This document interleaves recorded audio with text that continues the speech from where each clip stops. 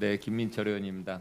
그 청장 국정감사에 준비하시라도 걱정 아주 수고를 많이 하셨고요. 그리고 또 내일 또 집회 관련돼서 그 자리에 앉아 계셔도 마음이 무거울 거라고 생각을 합니다. 그래서 본질이 하기 전에 한 말씀을 이렇게 드리자고 합니다. 그 지난 10월 3일 개천절 감의 일대에 철저히 봉쇄하여 코로나 확산 방지에 크게 기여하셨는데 이에 대해 정말 수고 많이 하시고 고생 많이 하셨다는 말씀을 드립니다. 지금은 국민 모두가 코로나19 확산 저지에 의해 방역 지침을 준수하고 자중해야 될 시기입니다. 비록 집회 시위의 자유가 보장된 국가일지라도 국민 전체의 감염의 위험에 처하도록 방치할 수는 없는 것입니다. 헌법 37조 2항의 국가 안보나 공공 복리를 위해선 개인의 자유와 권리를 일부 제한할 수 있다고 규정하고 있습니다. 또한 광위병 예방 법상으로도 질병 확산을 위해서라면 집합의 규제가 가능합니다. 개인이나 단체의 표현의 자유가 아무리 소중해도 그로 인해 온 국민이 치러야 할 대가가 크다면 일단 멈춰야 된다고 생각을 합니다. 한글날에도 집회를 추진하는 단체들이 많이 있습니다. 평상시라면 타당한 주장이지만 코로나19로 국민의 생명과 안전이 위협받는 상황에선 다른 판단과 태도가 필요하다고 생각합니다.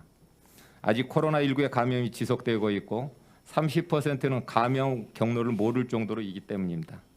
본 의원은 집회 시위의 자유 이전에 국민의 생명과 건강이 우선이라고 판단합니다. 그런 측면에서 이 자리를 빌어 공공질서 유지와 수호를 통해 국민의 생명과 건강을 보호하는 데 더욱 힘써 주시기 바랍니다. 청장님, 그렇게 해 주실 수 있죠?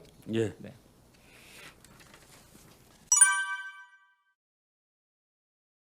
국가수사본부에 대한 관련해서 좀 질의드리겠습니다. 지난 9월 21일 대통령 주재로 제2차 국정원 검찰 경찰 개혁 전략 회의가 있고 난 후 국가수사본부 도입 방향이 이렇게 잡혔죠? 예. 네. 그리고 국수본은 이제 경찰 수사 총괄 기구로 이제 경찰 행정과 그리고 수사 기능 전담하는 조직이고 또 수사본부장은 3년 단임대 개방본부장으로 이렇게 가닥이 잡힌 건가요? 지금 존경하는 김영배 의원님이 제출한 입법안에는 그렇게 되어 있습니다. 네. 그런데 그때 논의될 때는 어떻게 논의가 된 겁니까? 제가 거기에서는 그런 구체적인 내용은 나오지는 않으셨고요. 예, 않은 걸로 알고 있습니다. 만약에 그 안으로 가게 된다면 시도 경찰서장, 수사부서 소속 모든 공무원을 지휘 감독하게 되는 것이죠. 수사에 대해서는 네, 지방경찰청장, 네. 네, 경찰서장까지 지휘합니다. 네.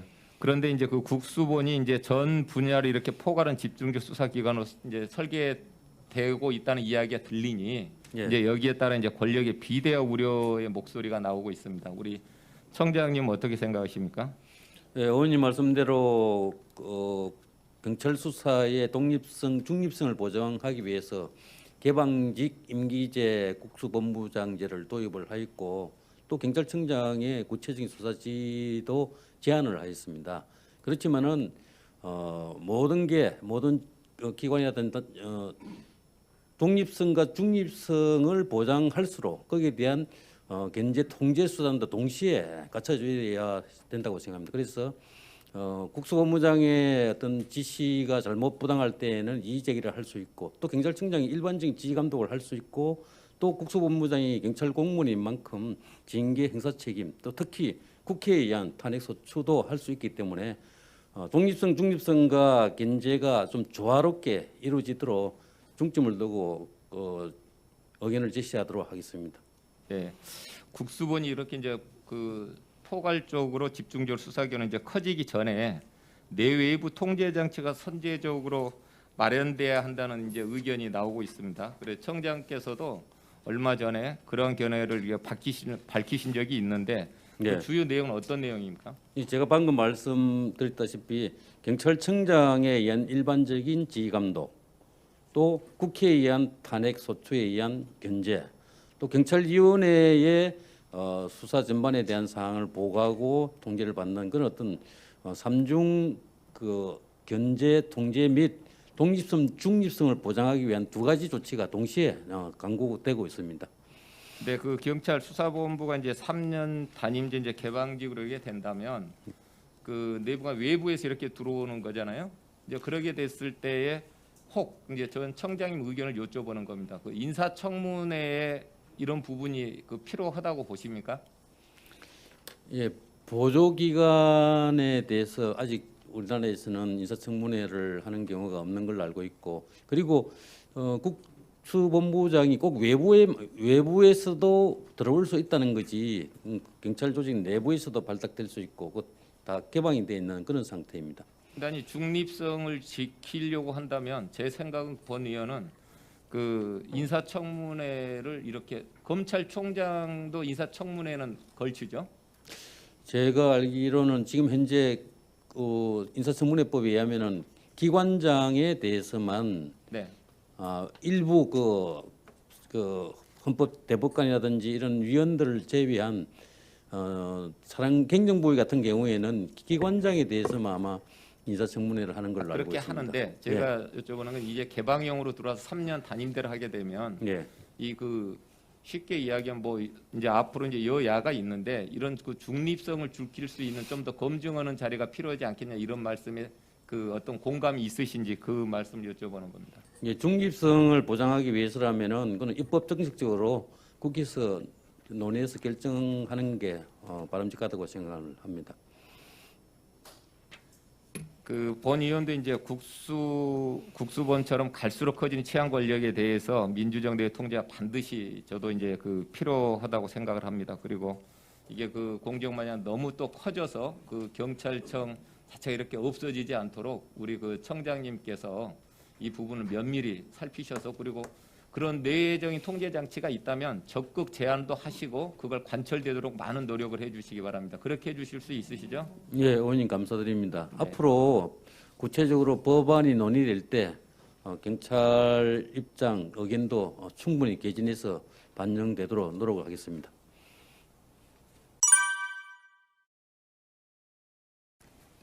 네, 김민철 의원입니다. 그 청장 프로파일러 범죄 분석위원회 관련돼서 좀 질의를 드리겠습니다. 그 프로파일러는 범죄자나 그 범죄 현장에서 프로파일러를 통해서 범죄를 검거하거나 수사 방향을 설정하는 역할을 하는 심리 전문가죠. 예, 네, 우리 그 경찰청에는 몇 분 정도나 계세요? 37명 정도 있는 네, 걸로 알고 있습니다. 37명이 있는데 그 중에 이제 뭐 그 채용을 할 때는 뭐 석박사도 채용하고 또 경찰 내부 조직에서도 그쪽으로 가기도 하죠. 주로 그 경찰에 있는 분들이 네, 주로 학계 쪽으로 이렇게 진출하는 비율이 높은 걸로 알고 있습니다. 네. 그렇게 될 때 여기 경찰 실무자급에서 그쪽으로 갈 때는 거의 그 그냥 교수나 뭐 이런 쪽으로. 네. 네. 그리고 아니 처음 그쪽으로 이제 들어갈 때 프로파일러로 들어갈 때 처음에는 저희들이 주로 전문 경력이 있는 사람을 대상으로 경력 채용을 경장 정도로 이렇게 예. 해서 보내시는 거죠. 네, 그런데 이제 그 수사권 조정으로 인해서 이제 그 경찰의 업무가 상당히 이제 중요해졌습니다. 그런데 그 지금 한번 여쭤보고 싶어서 그래요. 그 지금 있는 인력 가지고 가능한지 더 보강을 하지 않고 전문 인력들을 더 모집하지 않아도 되는지. 저희들이 그 수사 전문화를 좀 고도화 좀 강화하기 위해서 분야별로 다양한 전문 인력을 좀 확충할 계획을 가지고 있습니다. 그 프로파일러도 그 중에 하나고 회계, 변호, 뭐 어떤 다양한 분야의 전문 인력을 확보해서 수사의 어떤 전문성과 책임성을 강화할 그런 계획을 추진하고 있습니다. 네, 그 검경 수사권 조정의 새로운 환경에 그 프로파일러가 상당히 저는 중요하다고 봅니다. 그래서 이 부분을 미리 좀 대책을 이렇게 세워 주시기 바랍니다. 네, 알겠습니다. 네. 지금 요즘 이제 공무원의 이제 휴직 제도를 악용하는 사례를 가지고 이제 이야기가 많이 나오고 있는데요. 뭐 경찰 공무원도 예외는 아니라고 생각을 합니다. 청장님, 그 경찰청 자료에 의하면 그 로스쿨에 다니고 있는 경찰관이 66명이라고 합니다. 거기에 예. 그 중에 그 경찰대 출신이 63명, 약 97%가 다니고 있는데 왜 그 경찰대 출신들이 그 로스쿨을 이렇게 가는 겁니까?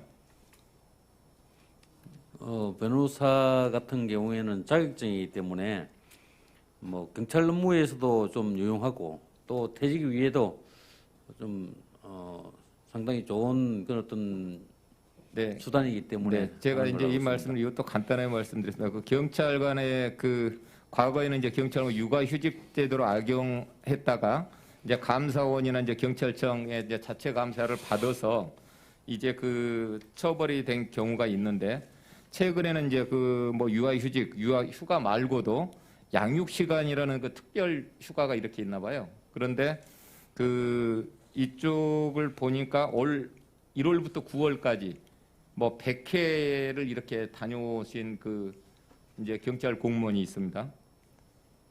이런 분들에 대해서 전혀 문제가 없다고 생각하십니까? 예, 공무원들의 휴가 사용은 뭐 특별한 불법적인 사유가 아닌 경우에는 제한할 수 없고 또 휴가 중에 자기 개발을 위해서 하는 그런 어떤 활동은 특별히 제한할 수 있는 근거는 없다고 생각합니다. 그 과거에 휴직 기간에 자녀를 양육하고 남는 시간에 로스쿨을 다녔다는 그 경찰관이 있었는데요. 그 감사원에서는 목적 외 휴직 사용을 했다고 보고 법원은 공무원법 위반이라는 판결을 내렸습니다. 예. 네, 그렇기 휴직은 때문에 그런 게 적용할 수 있는데 휴가 정도를 그렇게 하기는 좀 어렵지 않을까 생각합니다. 그 특별 휴가를 사용하고 남는 시간에도 로스쿨을 다녔어도 국가 공무원법 위반이라고 합니다. 예. 그래서 이 일반 국민들은 그냥 육아 휴직 가기도 눈치 봐가면서 이제 어려운 게 이제 현실인데 공무원 복지다 법령으로 두텁게 이제 보호되고 있다손 치더라도 그 이런 부분에 대해서 그 청자님께서 한번 두루 살피셔가지고 전수조사로 한번 해보세요. 자기 개발하는 건 저는 좋다고 봅니다. 네. 그렇게 한번 그런 부분을 검토해 주시고요. 그렇게 해 주실 수 있죠? 예, 그 목적 외로 네. 휴가라든지 휴직을 악용하는 그런 사례에 대해서는 네. 점검해서 그에 따른 네. 조치를 하도록 하겠습니다. 김포가 경기 남북경찰청 소속이죠? 예, 그렇습니다. 네. 그런데 그 경기 북부청하고 훨씬 갖고 거기에 관할해야지 만다는 내부 의견들이 많은데 남부청과 북부청장 의견을 들어서 그 관할구에 조정해 줄 수 있죠? 예, 그 부분은 저도 충분히 공감하고 뭐 충분하게 그 경기 북부청의 영역에 속하는 게 합당하다고 저는 판단하기 때문에 가능한 한 거기에 조정이 이루어질 수 있도록 노력해 보겠습니다.